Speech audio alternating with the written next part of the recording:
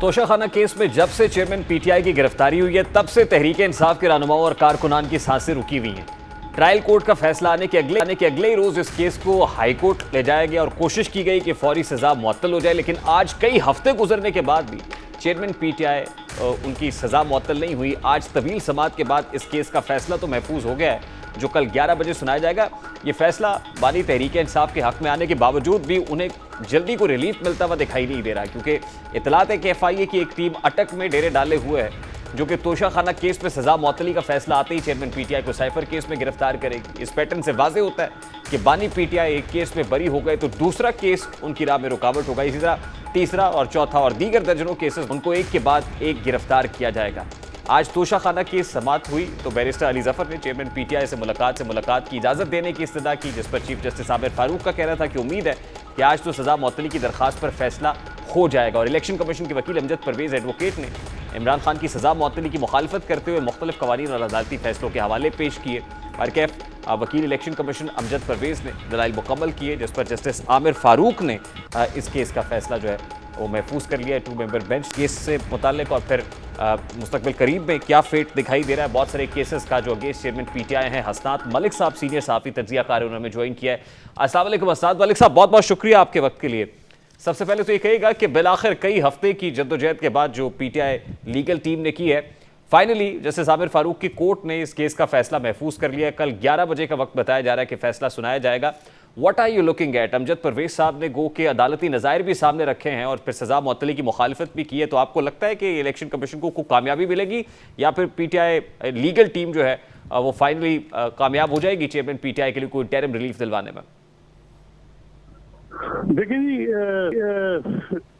सजा सस्पेंड होने के चांसेस तो बहुत हैं, लेकिन रिलीफ क्या होगा ये कहना कबल वक्त है, क्योंकि गिरफ्तारी जो है वो उनकी किसी और केस में, जैसे आप बता रहे हैं कि एफआईए की टीम पहुंच गई अटक, तो वो किसी और केस में गिरफ्तार हो जाएंगे। ऐसा तो नहीं है, लेकिन एक चीज होगी कि साइकोलॉजिकली वो एडवांटेज होगा पीटीआई को। पीटीआई के जो सपोर्टर हैं वो इस चीज को उम्मीद उनकी इससे एक बरकरार रहेगी इस सजा की सस्पेंशन से। तो ये भी एक इन हालात में जो है वो पीटीआई के वर्कर सपोर्टर की उम्मीद बरकरार रहना, ये भी बड़ी एक उनके लिए सिग्निफिकेंट है। बाकी जो है वो सजा सस्पेंड होगी तो डिस्क्वालिफिकेशन जो है वो खत्म नहीं होगी। इलेक्शन में वो नायल ही रहेंगे जब तक मेन अपील का फैसला नहीं होता। अब मेन अपील जो है वो अमूमन साल डेढ़ लगता है, 1.5 साल बाद टेकअप होती है। यानी इस केस में कोई इंटरिम रिलीफ हो सकता है और इंटरिम रिलीफ यही है कि सजा मुअत्तल हो जाए। उसके जाहिर है बरियत जब तक नहीं होगी, जैसे आप कह रहे हैं कि डिस्क्वालिफिकेशन की तलवार तो लटकती रहेगी, उसके बाद आप क्या देख रहे हैं? जैसे अभी साइफर केस है, फिर अस्करी टावर हमला केस के अंदर भी नामजद कर दिया गया है, जिना हाउस अटैक के अंदर भी वो नामजद हैं, तो क्या फेट देख रहे हैं? मतलब कितनी देर तक ये मामला कम अज कम आपको लगता है कि बिहाइंड द बार्स ही रहेंगे चेयरमैन पीटीआई? देखिए, एक तो चीफ जस्टिस बंदयाल के पास 3 हफ्ते हैं, कोई वो बड़ा रिलीफ दे दे उसके चांसेस कम है। फिर ये है कि उनके कोई मुख्तदार हल्कों के साथ कोई डील हो जाए, वो एक चांसेस हैं, फिर उसके बाद उनको रिलीफ भी मिलने शुरू हो जाएंगे। तीसरा मामला है वो ये है कि जी इसी तरह वो अपनी स्ट्रगल यानी वो अपने जेल में रहें और वो कंटेस्ट करें इस केसेस को और कुछ टाइम का वेट करें। अब देखना होगा कि मेरा ख्याल है कि अब जो है वो जब इतलात है कि नवाज शरीफ भी आ रहे हैं और उनके केसेस भी खत्म होंगे, तो उसका फिर ये भी होगा कि फिर इमरान खान के केसेस भी खत्म करने होंगे। ये नहीं हो सकता कि एक साइड के आप यानी अगर उससे ऑप्टिक्स अच्छे नहीं जाएंगे।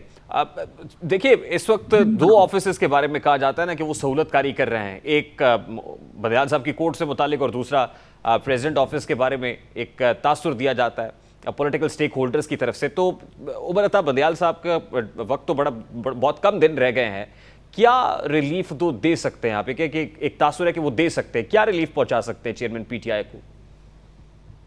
देखिए, सहूलतकारियां हर दौर में रहती हैं। कभी कोई जो इस्लाम पे लंदन चले जाते हैं, कभी जो वो बाद में इनको भी हो जाता है मामला। देखिए, वो चीफ जस्टिस बंदयाल साहब के पास ऑप्शन कम है।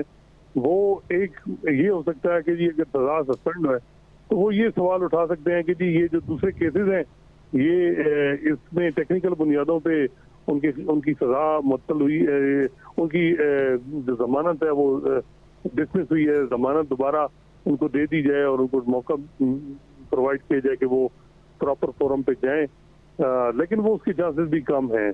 मेरा ख्याल नहीं है कि चीफ जस्टिस बंदयाल साहब इस पोजीशन में होंगे क्योंकि बड़ा ठीक, तो लास्टली आजाद मलिक साहब, ये जो कंसर्न क्वार्टर्स के साथ राब्ता है, राब्ताकारी है, या जिसको कबूलियत कहते हैं, आपके सोर्सेस क्या कहते हैं? वहां को बातचीत हो रही है रिलीफ के हवाले से?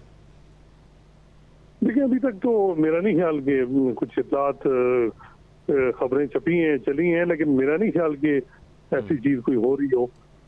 लेकिन एक बात यह है कि जो केयर टेकर दौर में ये जो बिजली के बिल आए हैं और जो ये पिछली हुकूमत भी जो कोई इतनी अवाम में पॉपुलर नहीं रही है, तो उसका अल्टीमेट जो है वो एडवांटेज तो होगा पीटीआई के चेयरमैन को भी और पीटीआई को भी, और एस्टेब्लिशमेंट के लिए ये भी है कि उन पर प्रेशर मजीद बढ़ रहा है। जो अगर इस तरह जो है वो, क्योंकि अवाम जब तक उनको कोई रिलीफ नहीं मिलेगा तो इन्फ्लेशन की बुनियाद पे उन पे प्रेशर बढ़ेगा कि फिर इलेक्शन और उस तरफ जाना पड़ेगा। और हम देख रहे हैं कि बैनुल-अक़वामी जो है वो कुछ ताकतें भी एक्टिव हो चुकी हैं कि जी इलेक्शन कराए जाए।